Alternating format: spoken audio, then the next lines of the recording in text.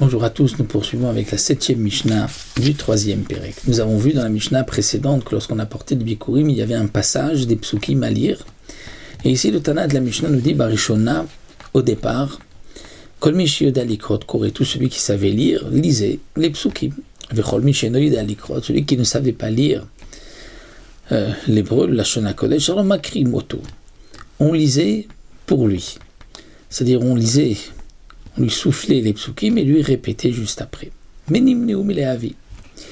gens se sont abstenus d'apporter des bikurim. Pourquoi ? Parce qu'ils avaient honte.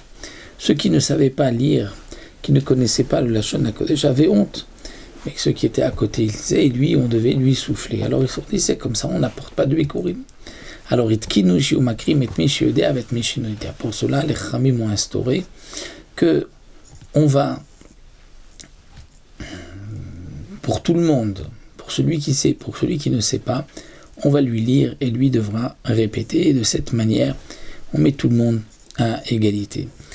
On retrouve aussi donc cette malacha concernant la lecture de la Torah. Normalement, tout celui qui monte à la Torah, la synagogue, doit lire le passage de sa montée. Mais étant donné que certains savent lire, d'autres ne savent pas, donc pour ne pas faire honte, il y a toujours un Shaliach Tzibour qui lit, et il lit pour tout le monde.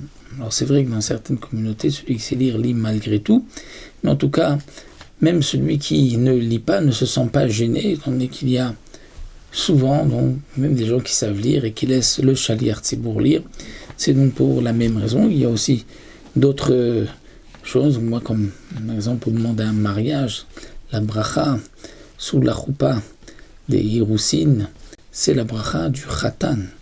Et malgré tout, c'est le Rav qui va faire cette bracha pour acquitter le Khatan, parce que parfois le Khatan ne sait pas lui-même lire la bracha, donc c'est vraiment instauré qu'il y a toujours quelqu'un qui fait la bracha pour le Khatan. Donc c'est un peu comme ce que nous avons vu ici dans cette Mishnah.